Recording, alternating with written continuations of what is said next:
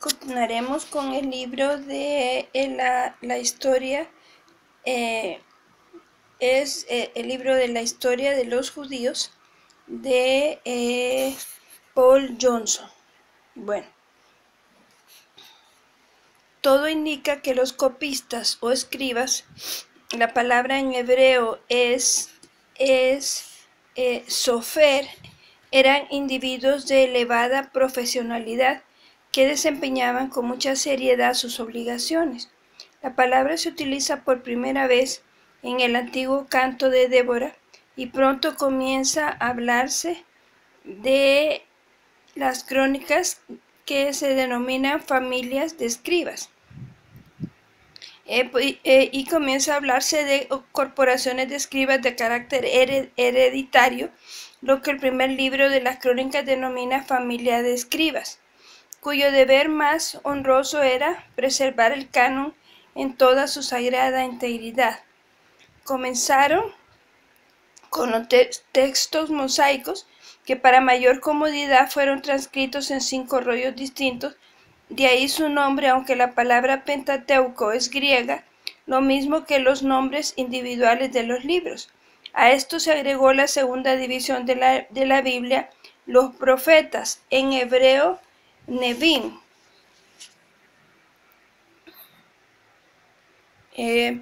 Estos están formados por los profetas anteriores y los profetas posteriores. Los primeros consisten principalmente en obras narrativas e históricas, Josué, Jueces, Samuel y Reyes, y los últimos son los escritos de los oradores proféticos, que a su vez se dividen en 2 secciones, los 3 profetas mayores, Isaías, Jeremías y Ezequiel.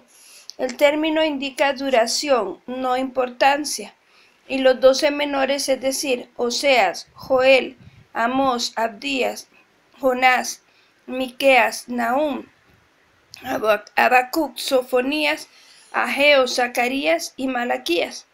Después están las obras de la tercera división, los Ketubim, escritos a menudo denominados hagiografías.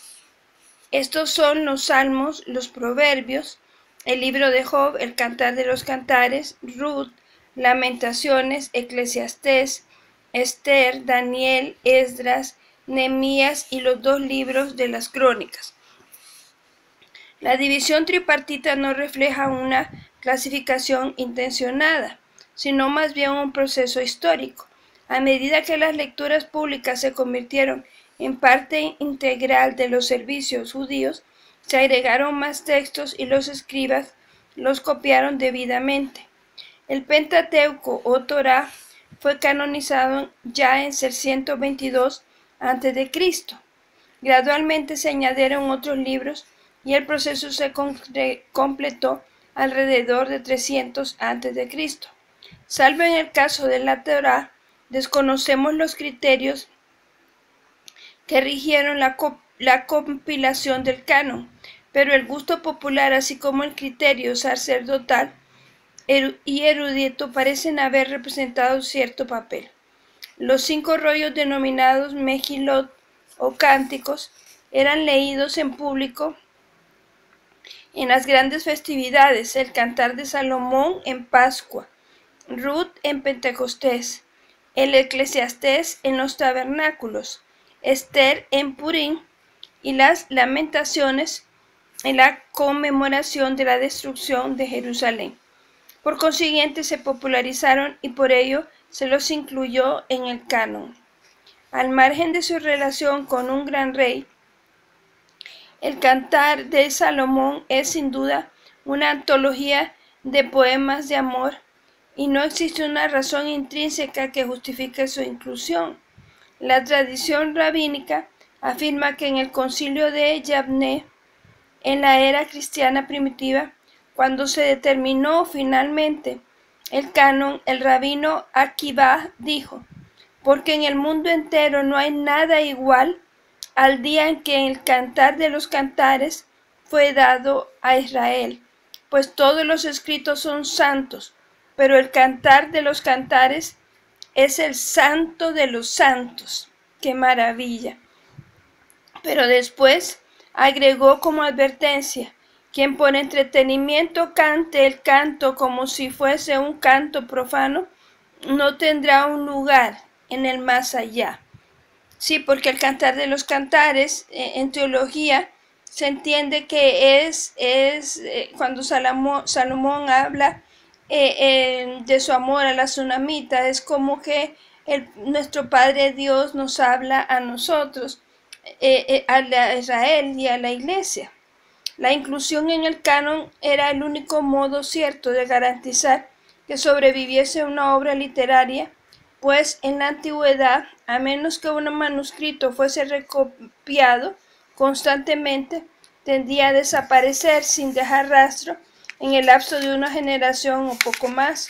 Por lo tanto, las familias de escribas garantizaron la supervivencia de los textos bíblicos durante al menos 1000 años y a su debido tiempo fueron reemplazados por familias de masoretas o escribas eruditos que se especializaban en la escritura, la ortografía y la vocalización de los textos bíblicos. Ellos compusieron la versión canónica oficial denominada texto masorético. Sin embargo, hay más de un canon y por lo tanto más de un texto antiguo. Los samaritanos, separados de Judá a mediados del primer milenio antes de Cristo, conservaron solo los 5 libros mosaicos, pues no se les permitió intervenir en la canonización de escritos ulteriores y por lo tanto no los reconocieron. Además está el libro de los 70, la versión griega del Antiguo Testamento, que fue compilada por miembros de la diáspora judía en Alejandría durante el periodo helenístico. Incluyó todos los libros de la Biblia hebrea, pero los agrupó de diferente modo. Y también incluyó libros de los apócrifos y pseudoepígrafes, por ejemplo, primero de Esdras, el llamado Sabiduría de Salomón, la Sabiduría de Ben Sira o Eclesiástico, Judith, Tobías, Baruch y los libros de los Macabeos, todos rechazados por los judíos de Jerusalén como impuros o peligrosos. Además tenemos ahora los rollos preservados y copiados por la septa Qumran, hallados en cuevas próximas al Mar Muerto. Los rollos del Mar Muerto atestiguan en general la exactitud con que se compiló, con que se copió la Biblia a través de los tiempos. Si bien aparecen muchos errores y variaciones, los samaritanos afirmaban que su texto se remontaba a Abiú, bisnieto de Aarón, y sin duda el material es muy antiguo y notablemente incorrupto, aunque en ciertos pasajes refleja la tradición samaritana contrapuesta a la judía. Difiere del texto masorético del Pentateuco en unos 6000 casos y de estos coincide con la versión de los 70 en unos 1900. También hay variaciones en los textos masoréticos.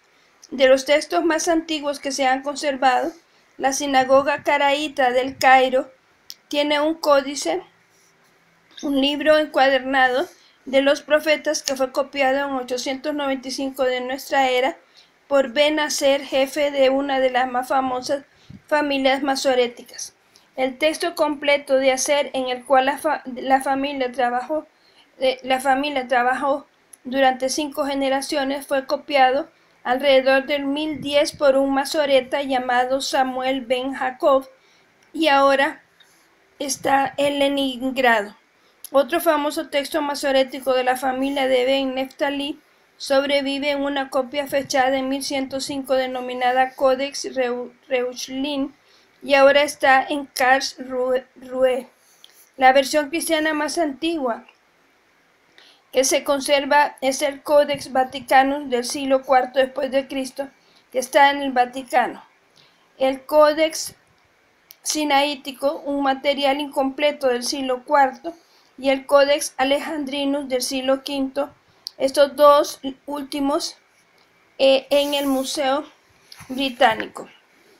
Hay también una versión siriaca y un manuscrito fechado en el 450 después de Cristo. Los manuscritos bíblicos más antiguos son los que se encontraron entre los rollos del Mar Muerto en 1947 a 1948, que incluyen fragmentos hebreos de los 24 libros del canon, excepto Esther, y el texto entero de Isaías, más algunos de los fragmentos del libro de los 70. Es muy posible que se descubran textos más antiguos, tanto en el desierto de Judea como en Egipto, y no cabe duda de que la búsqueda de los textos perfectos continuará hasta el fin de los tiempos. Que el Señor los bendiga.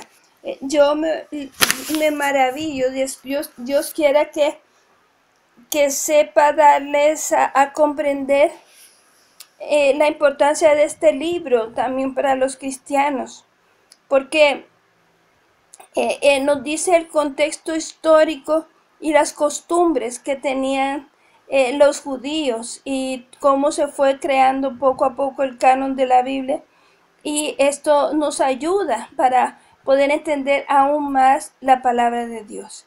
Que el Señor los bendiga.